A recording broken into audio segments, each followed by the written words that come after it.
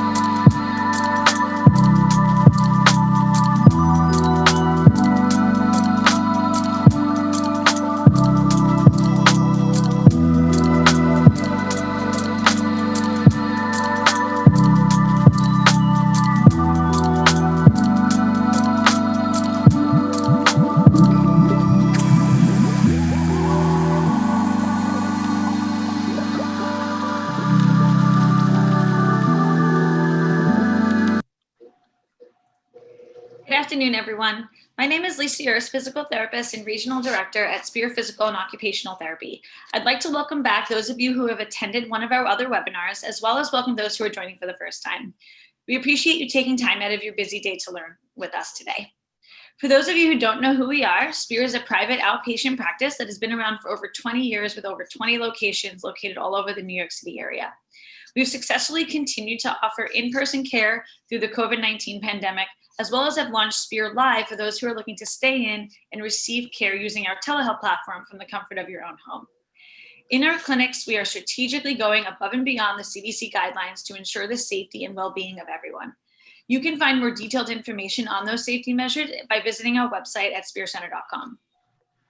We're here for you in whichever way makes you feel most comfortable. If you are looking for individualized care, either in the clinic or through telehealth, please reach out to us at your convenience and we'll set you up for an appointment right away. We're excited to be here with you today to discuss pelvic floor dysfunction and how it relates to pelvic health. We'll be discussing pelvic anatomy, common pelvic pain diagnoses, as well as treatment methods to address and improve these conditions. As part of our session today, we will be talking through and demonstrating some of these exercises, and we welcome you to follow along and practice with us if you feel comfortable. Please note that if you're experiencing any pain or discomfort while performing any of these exercises, or you feel unsafe doing them on your own, definitely stop and reach out to us directly so we can support you. As you can see, we're coming to you live from our own homes, and although we don't anticipate any technical issues today, please be patient with us should any arise as we navigate through the technology. So throughout the webinar, we want to hear from you. If you have any questions, please feel free to let us know your thoughts in the Q&A feature. To find that feature, please take a moment to hover your mouse at the bottom of your screen, and you will see the Q&A option pop up on your Zoom. That is where you'll put your questions, and we're going to do our best to address as many as we can during the webinar today. It's best to put your questions in the Q&A because we're not monitoring the chat as often, but we will as well. And we won't be able to get to them as often, but the Q&A is a better option. For those of you who are watching through YouTube Live, we are monitoring the comment section there as well, so please feel free to type your questions in. Lastly, there will be times where multiple panelists are on the screen at the same time. For the best viewing experience, please select Gallery View at the top right corner of your Zoom screen, so you'll be able to see multiple panelists at once. Okay, so let's talk more about our goals for the day and what we will be covering. So today we're going to review pelvic anatomy and explain common pelvic conditions and their prevalence. We'll also be discussing treatment methods for pelvic pain and lifestyle modifications that you can make, as well as obviously answering your questions live as best as we can. So before we get started, I'd like to introduce our team of panelists. We're going to welcome everybody onto the screen now. Okay, our presenters for today are Emma Codman and Jessie Weinberg. Emma is a physical therapist and pelvic health specialist at our Union Square office. Hi, Emma. Hey, guys. And Jessie Weinberg is our pelvic health program director and a physical therapist and pelvic health specialist from our Broad Street location in Vidai. Hey, Jessie. Hey, everyone. Lastly, we have Chris Cottrell, who's also a physical therapist and our assistant director at our Brooklyn Heights office. She's going to be helping us with answering your questions in the Q&A today. Hey, Chris. Hey, everyone. Thanks for joining. Thank you guys for being here. I really appreciate it. So just a reminder to everybody, it's best to be in gallery view right now so you can see everybody at the same time. So just a reminder, that's at the top right corner of your screen. Okay, let's get started. So Emma, Chris, and I are going to say goodbye for now. Jessie will let you take it away with some information on anatomy. Great, thanks, Lisa. So before we get into the anatomy, give us 1 second. We're actually going to pull up a poll. So our first poll will come up in just a second. And we are curious, have you attended a previous pelvic floor webinar? So we had quite a few over the year of 2020. This is our last one. We're curious if you guys have been to any of the previous webinars. So you can take a second, fill that out.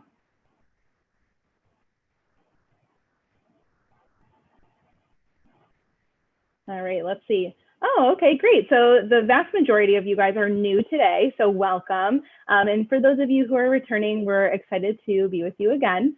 So for those of you who are returning, we're gonna go over the anatomy.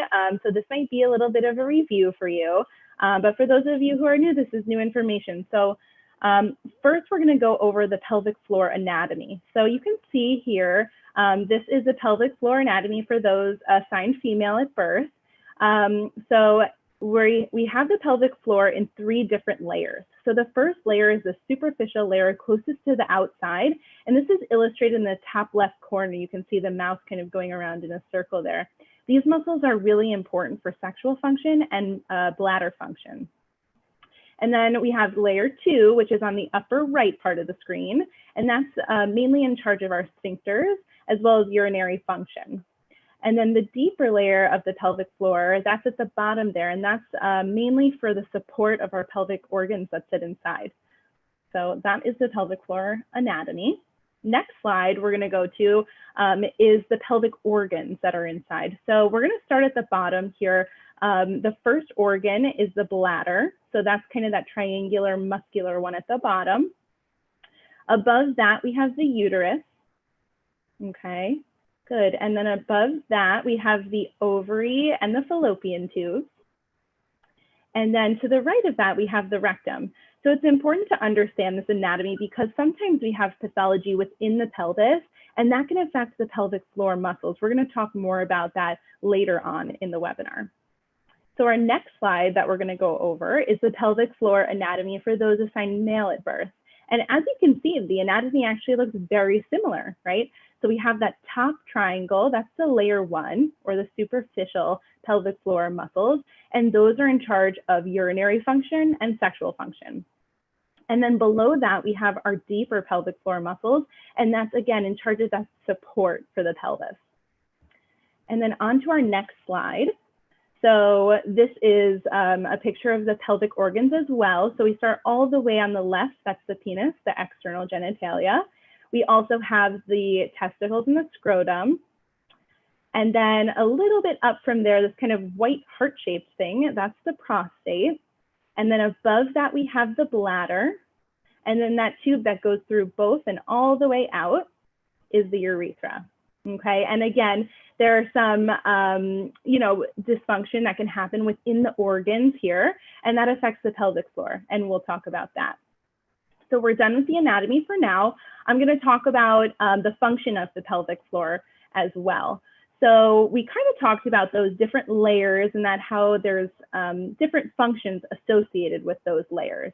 So the pelvic floor is in charge of 4 major functions: bowel, bladder, and sexual function, and it also supports the pelvic organs that sit inside.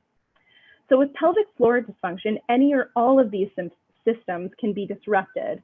your pelvic floor muscles can present with either increased or decreased muscle tone, and the muscle, which is essentially what the muscle integrity actually feels like. So when a pelvic floor therapist is kind of checking the muscles, we're trying to see what those muscles feel like. And we can determine the type of dysfunction based on what the muscles feel like and whether they're really high in tone or if they're really low in tone. So we're going to talk about all of this later, which ones are correlated with, which diagnoses are correlated with which one when we discuss common diagnoses and symptoms.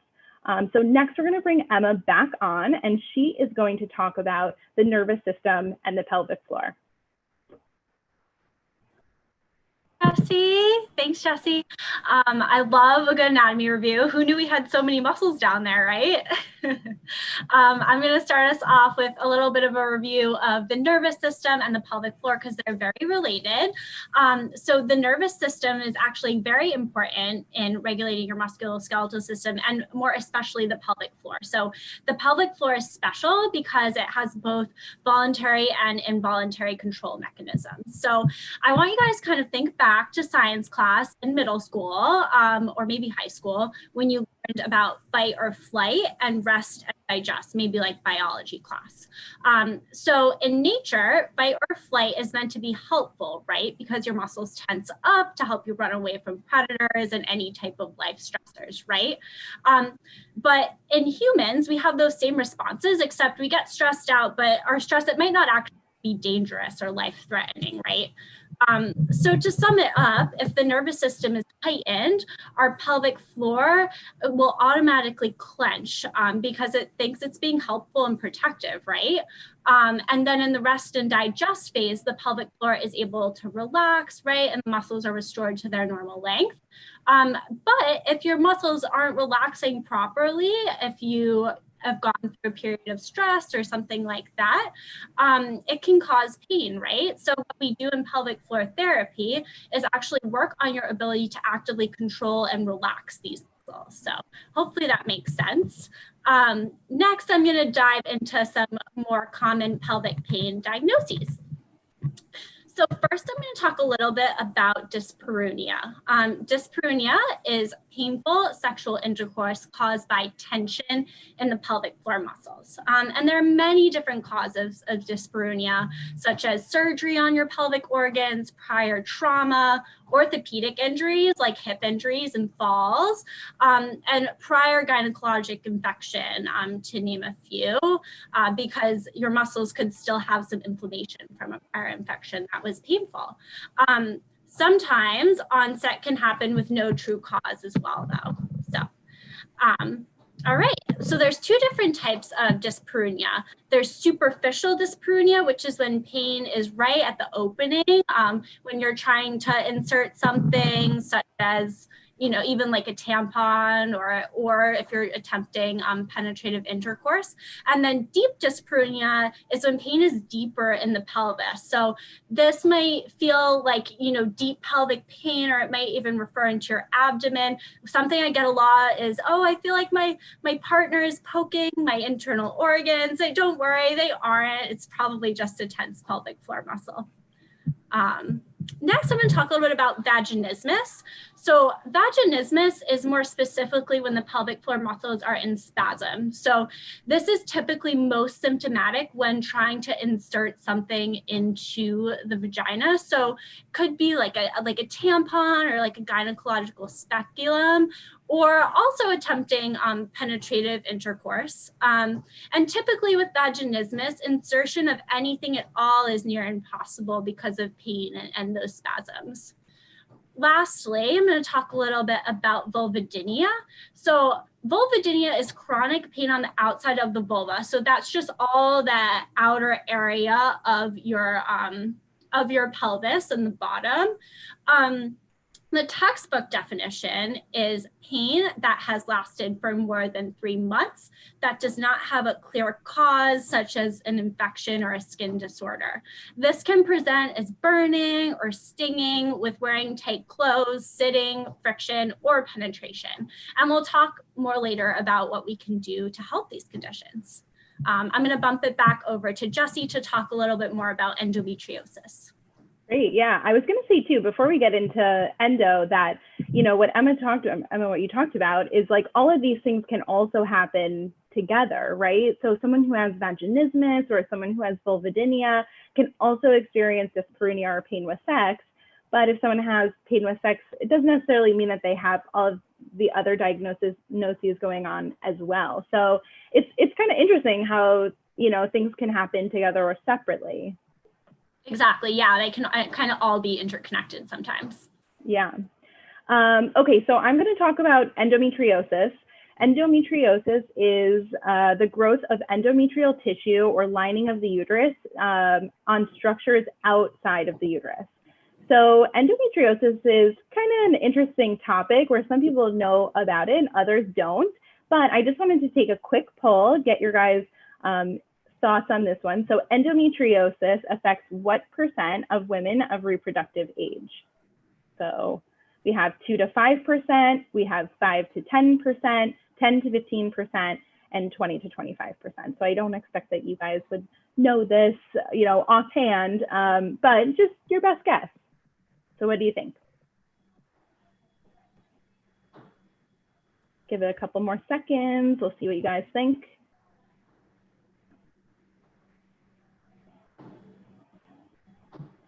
Let's see. All right, 10 to 15%. You guys are right on the money. That's true. But if you think about it, 10 to 15% of women of reproductive age, that's a lot of people, right? So endometriosis, like I said, is a disease that's often misunderstood. So I mentioned that it's the growth of the endometrial tissue or lining of the uterus on structures that are outside of the uterus. So endometriosis affects 10 to 15% of women, as we discussed, of reproductive age, and 70% of women with chronic pelvic pain. So that's a really high percentage, right? Other symptoms of endometriosis can include constipation or diarrhea, pain with sex, pain with physical activity, and also intermittent pain that is typically worsened around the time of their menstrual cycle. So like we talked about in our anatomy, that's inclusive of a lot of the systems that are within the pelvis.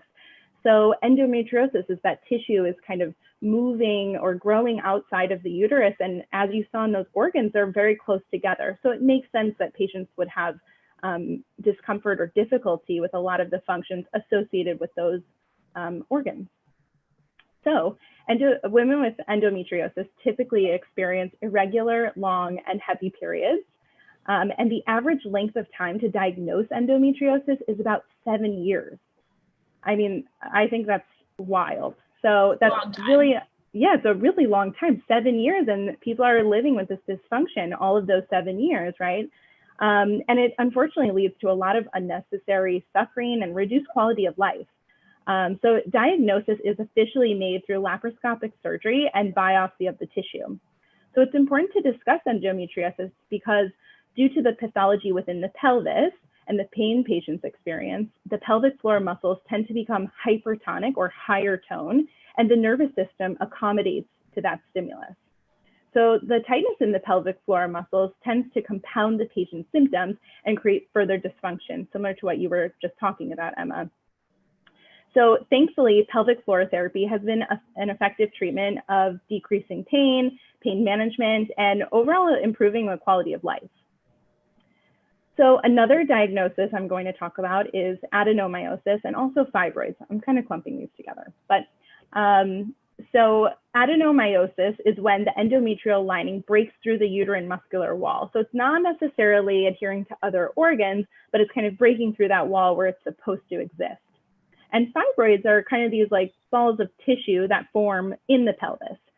The pelvic floor muscles respond similarly to these pathologies as they do to endometriosis, and pelvic floor therapy could help to improve these symptoms.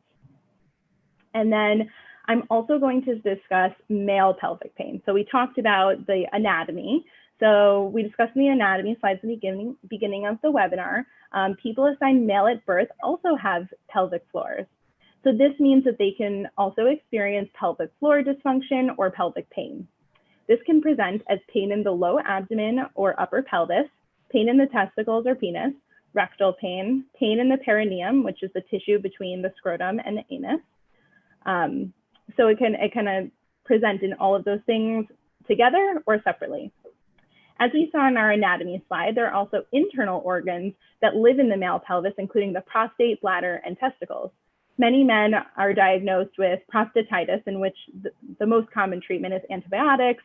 However, if the pain lingers, pelvic therapy may be helpful to decrease any of that higher tone in the pelvic floor muscles.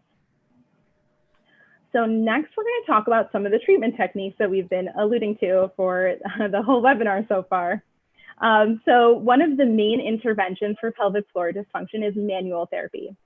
Manual therapy is an umbrella term for many techniques that a specialized pelvic health therapist is trained to perform with a patient who has pelvic floor dysfunction. So these techniques may include soft tissue mobilization, similar to massage, trigger point release, myofascial release, manual stretching, and/or joint mobilization.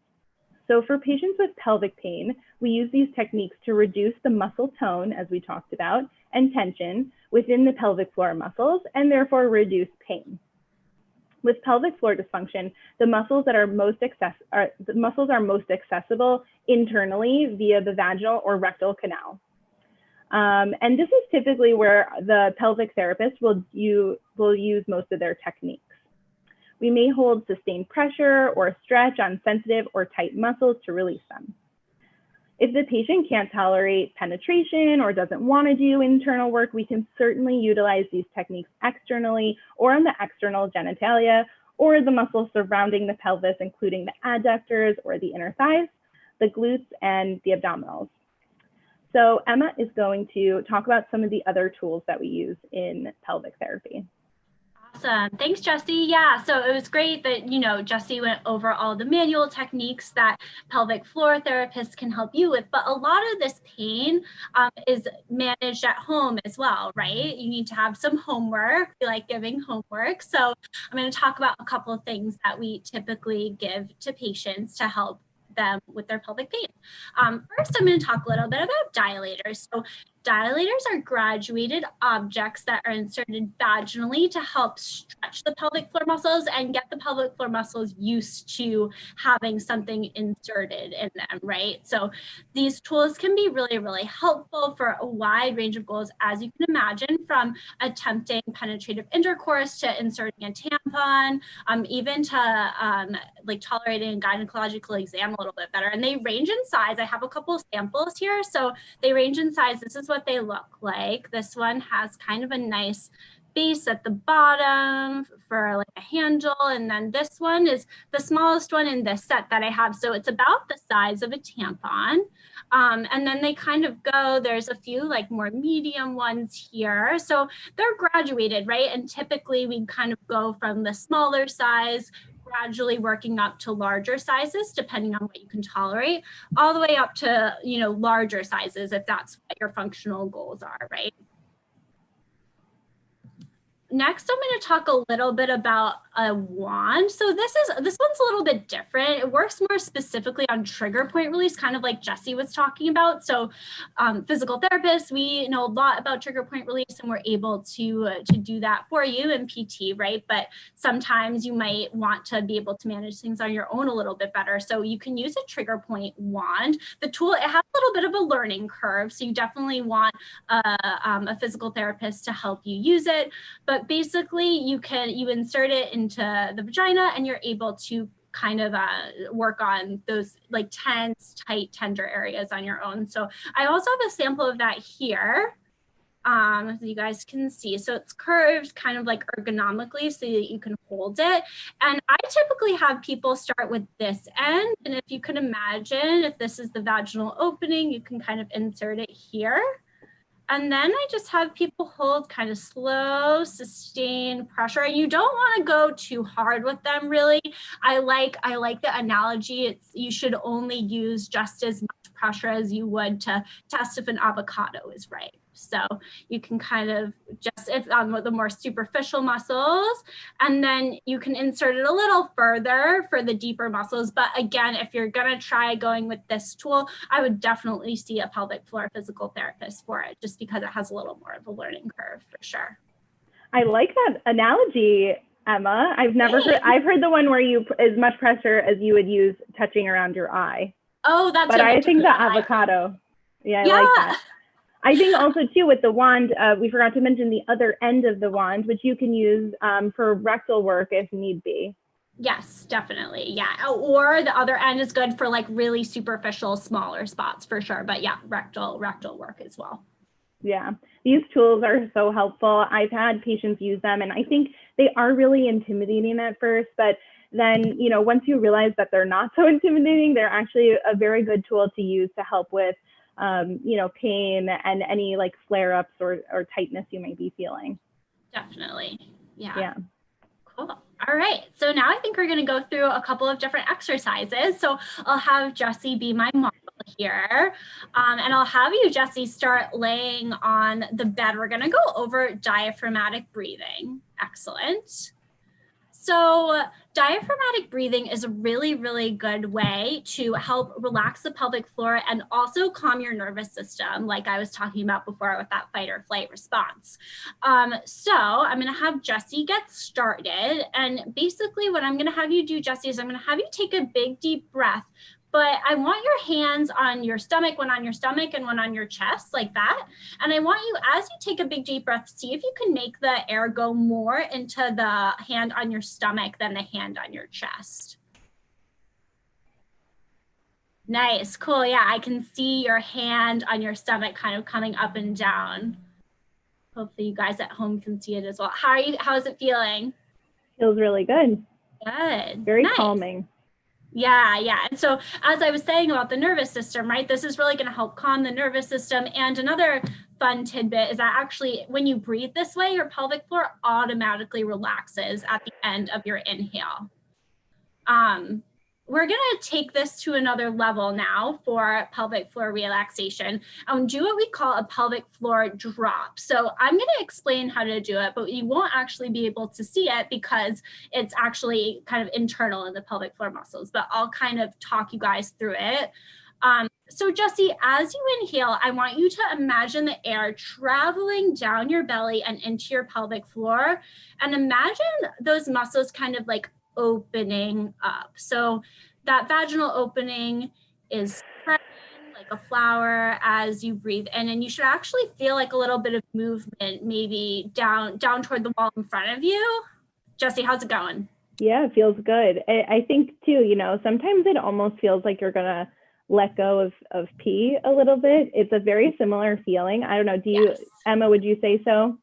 Yeah, sometimes I tell people like open the muscles up almost as if you're about to release urine, but yes, and you won't, right? You won't, but it might feel similar to that. Yes, yeah. So great way to kind of help relax those muscles more active. Mm-hmm. Right? And I think too, another thing that I like to suggest to my patients if they can't feel it in this position is they can be kind of in like a restorative butterfly position with their knees out and feet together. Because that kind of creates a little bit of more opening as well. If this position isn't tolerable, they can also do knees together and feet apart. I like that one too. I also like to have people on like a pillow or a cushion or maybe like one of those yoga balls so you can actually feel the pelvic floor kind of come down into the yoga ball. That one's kind of nice for that feedback too. Yeah, I like that one too. All right. All right. Next, lastly, I'm going to have you go back there. We have to do happy baby. Oh, that's right. That's right. Okay, so for happy baby, and this one's kind of intense, I'll show some modifications. So for the full happy baby, Jessie, I'll have you grab onto the inside of like kind of like the arch of your foot on both legs. Good. And you're kind of expanding your pelvis. Good. Yeah, your feet are up to the ceiling. And in this position, it's really good. You can do your breathing, you can do your pelvic floor drops. I typically have people hold this for like 30 seconds to a minute or so, depending on how tolerable it is. But how does it feel? It feels great. Yeah. I can really feel that relaxation. That's awesome. And then if you're looking for a little bit of a modification, you can put your feet together and kind of grab your heels. I like that one. That sometimes feels kind of nice. And then you can also do that same position spread out, but grab your shins if the inside of your ankles is a little too, intense for you. But for those at home, just kind of feel it's more, you just kind of want to get into that position and kind of open and spread that pelvis so that you can relax those pelvic floor muscles. All right. I think we're going to switch. Yes, we are. Now it's your turn to demo, and I'm I will ready. I explain. have to my computer though, so you have to tell me if you can see me, okay? I think it'll be Okay. okay. So Yeah, I so got the here. first one that we're going to do, yeah, we can see you. Perfect. The first one we're going to do is pigeon pose. So this one is also intense. So what you're going to do is you're going to have one leg forward and one leg behind. The leg in front, yes, is going to be an external rotation, or you're going to have like a figure 4 type position. And the other leg behind you is going to be extended back. And Emma is very flexible. She can get right into pigeon pose. I feel So stiff today. I don't know. so she's doing a great pigeon pose where her she's stretching the glutes on the right side, or the hip on the right side, and the hip flexor, the front of the hip, on the left side. So this one is a great dual stretch for both sides. If you feel like this position is not accessible for you, or if you can single all the way down and feel supported, you can certainly prop yourself up with either a blanket or a block or something like that underneath. Underneath your yeah. Underneath the pelvic floor, right, to help support you. If that still is not working for you, another modification we can do is a regular supine figure 4 or piriformis stretch. So you're going to be laying on your back. You're going to cross one leg over the other and then pull that in towards you. Yep. You won't get the benefit of the hip flexor stretch at the same time, but you will feel that glute stretch in the back, or piriformis stretch rather.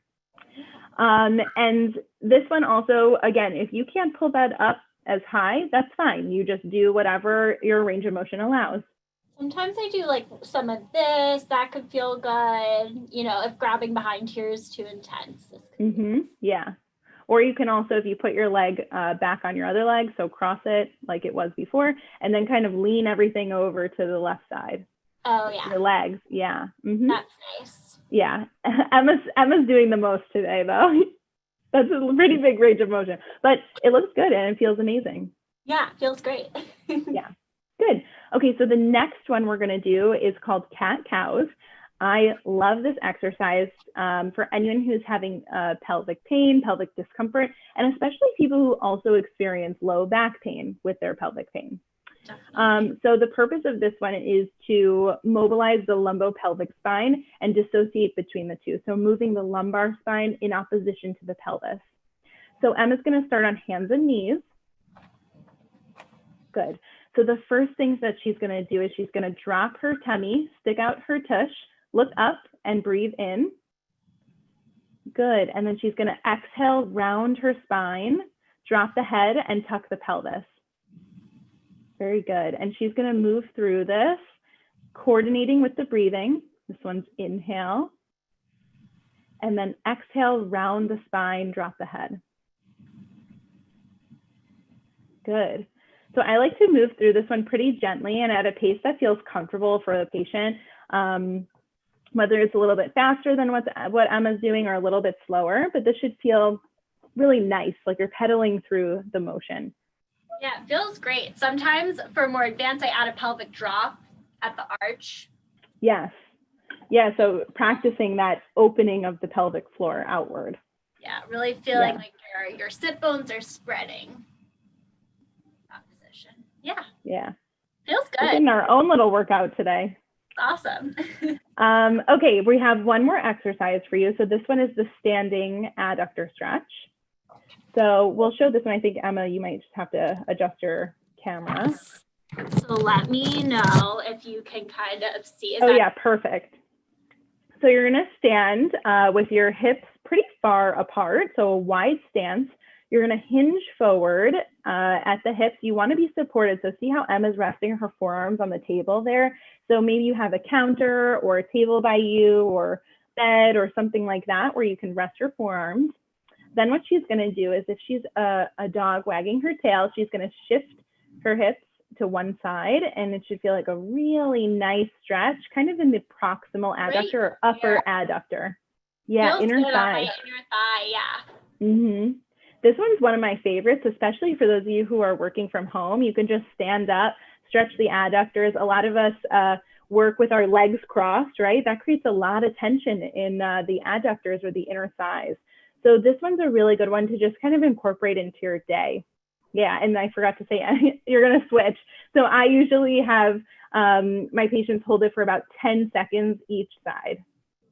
Yeah. And we do about 10 times or so. Oh, feels so good. I love it. I know. This one's a fan fave, you know? I don't think I do these enough, Jessie. None of us do. So that was the last exercise. We do have a couple of more topics to cover. So Emma is going to talk about one thing, I'm going to talk about another, and then we will be ready for your questions. So take it away, Emma.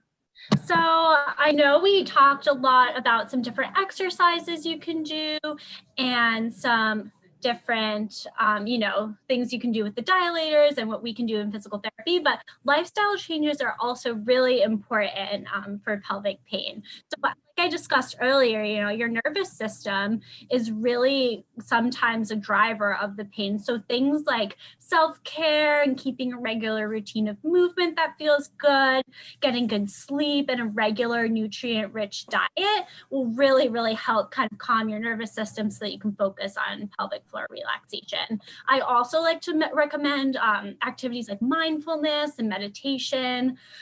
Yoga is really, really great. I know a lot of those that we just showed are some yoga poses.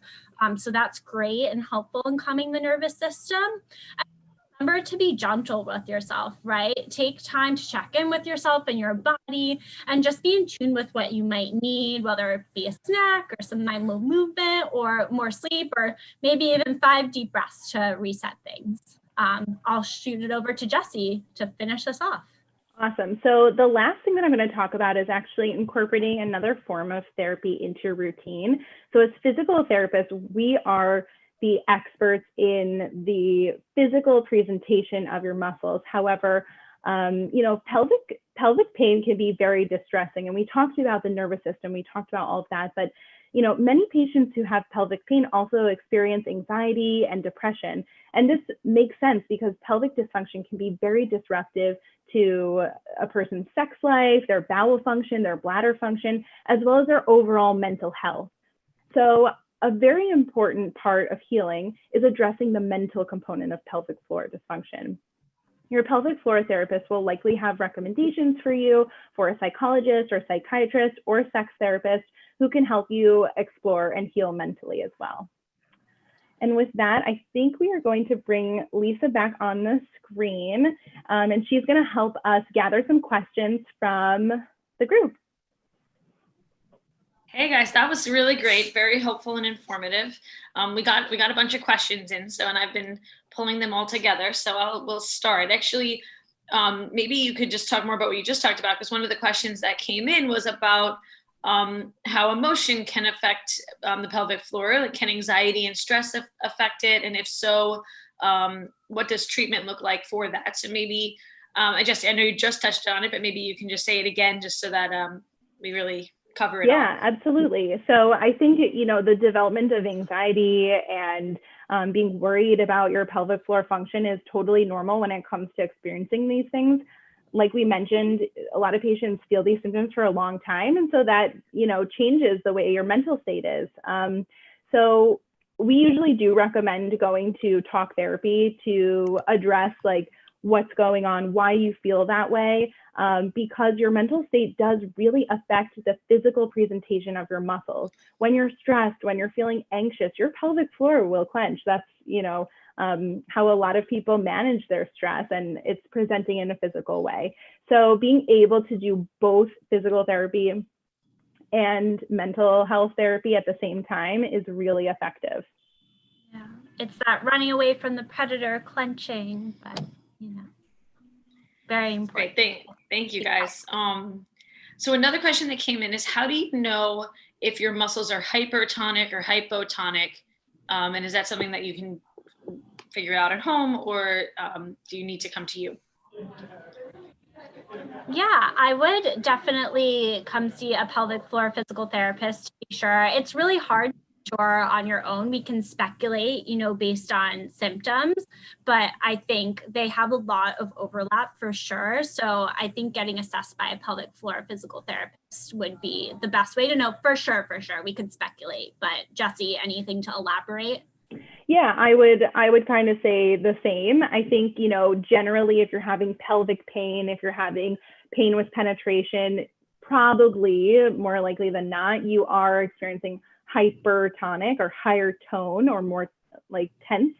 And those kind of symptoms go with that. So for this, the purpose of this webinar, right, pelvic pain, usually that's where it's coming from. Other times, if you know, a patient is experiencing incontinence or pressure heaviness in the pelvis, sometimes that can be a hypotonic. But like Emma mentioned, there is a lot of overlap. So it's hard to say exactly what's going on without being assessed physically. Okay.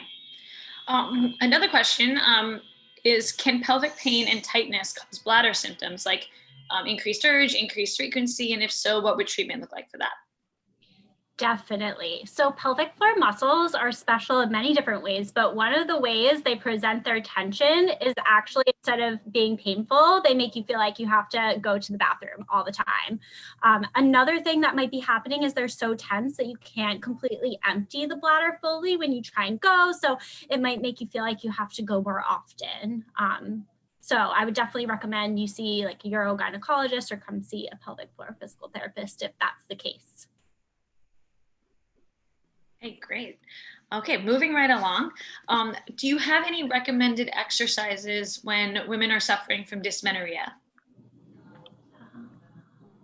Yeah, I can answer that. So dysmenorrhea, for those of you who don't know, is painful periods.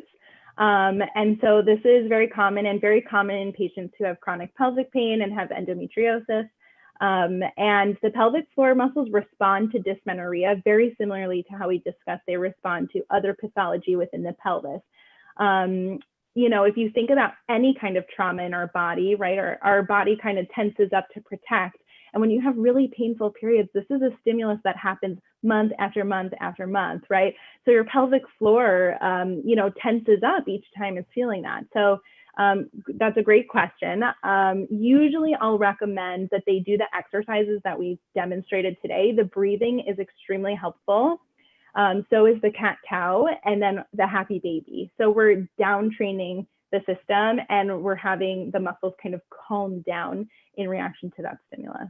Definitely. I also love a good heat pack. That's really just going to help like calm the muscles down and just decrease your pain. Jessie, I feel like we've been talking about this all month, the pain. Yeah, we have, yeah.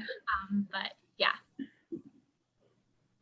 Okay, great. And then a question about, two questions about dilators. One, would dilators be helpful to treat interstitial cystitis or pelvic floor spasms? That's an interesting question. So again, with interstitial cystitis, so this is also called painful bladder syndrome. That's very multifaceted. I don't want to like totally get into IC right now, but it presents with the frequency, painful bladder, and also high tone pelvic floor. So if you're exhibiting those symptoms, dilators may be helpful.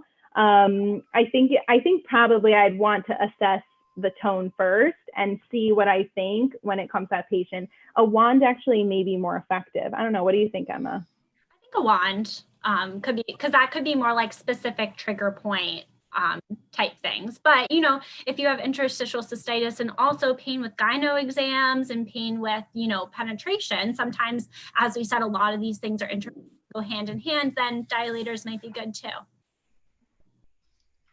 And the other question about dilators was, would when using dilators, like, would you use them with the stretching or would you use them separately? How does it relate to when you're doing these exercises?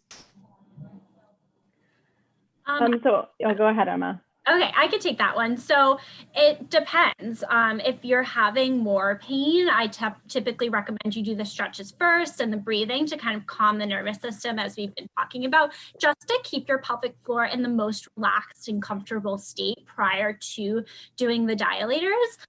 But, you know, if you're not having too many acute symptoms, you can definitely split them up, or if it doesn't work with your schedule and you have like smaller like blurbs of time to do them, I think that's fine, as long as you're not in too much pain and you're not too sore afterwards. Mm-hmm. And to clarify, you're not using the dilators at the same time as the stretches. Yeah, I mean, I guess you could. I don't know. I didn't think about it that way. Usually I have my patients do more of like an active thing where they're using the dilators and kind of moving them around and working on the specific tight spots. And this is something that your pelvic therapist would go over with you, right? You're not just going to like go home and do it on your own.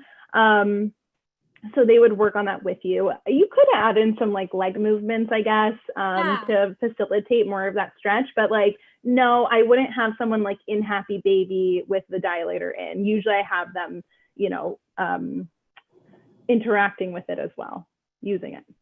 Yes, I think separately for sure. Yeah. Okay. A question about Kegels. Should people do Kegels if the pelvic floor is tight? And if not, when should they do them? No Kegels. No Kegels.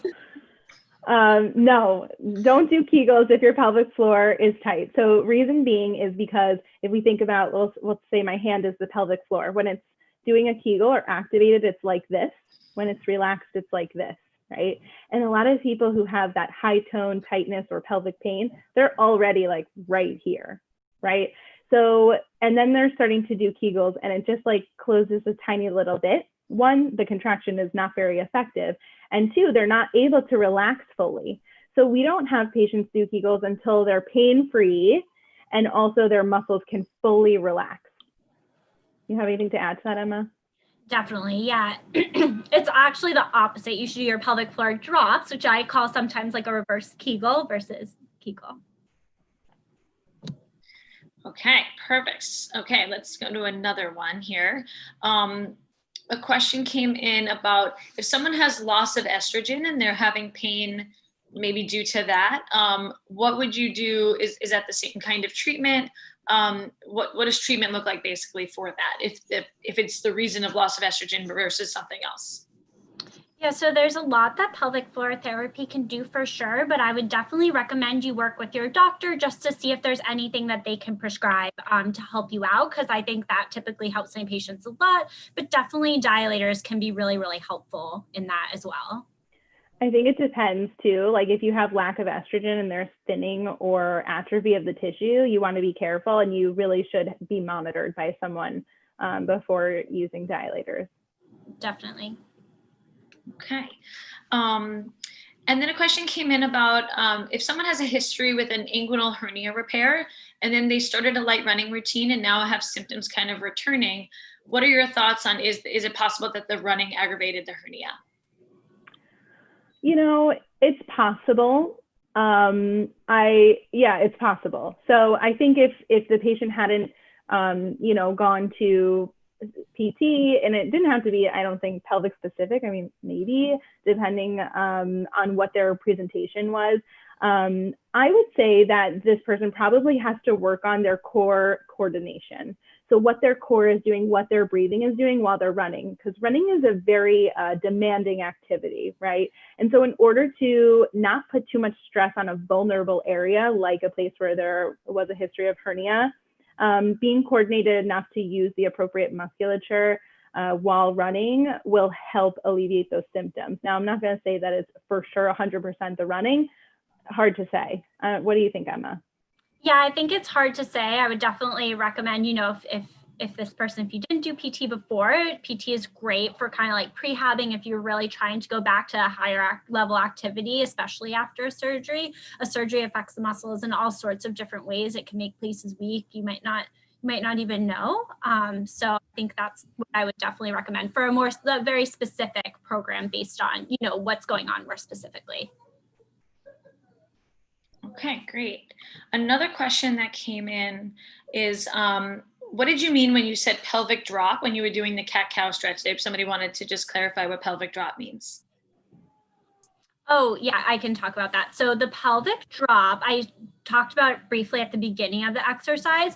So that's that reverse Kegel that we did with the diaphragmatic breathing, where you're kind of opening up your pelvic floor, relaxing it down as you breathe in. Almost, it kind of feels like almost as if you're about to release urine. That was the pelvic floor drop. Anything else to add, Jessie? No, that was it. Yeah, and then you can do it, same thing as you breathe in during the, which animal is that? Cow, part of the cat-cow. You can also think about doing that pelvic floor drop, so expanding your pelvis in that position as well. Okay, great. Another question is if you could provide any insight on rectovaginal pain that kicks in with distance running, and if you have any thoughts on that. I could take that one. So also hard to blanket statement this because rectovaginal pain can happen for a ton of different reasons, right? It could be a pelvic spasm, in which case, if you're running for a long period of time, I think I'm just going to stand up to give a little bit of a visual. So if you're running for a long period of time, a lot of times people will hold their breath here, breathe from their chest, and so their pelvic floor is being clenched or lifted for a very long period of time.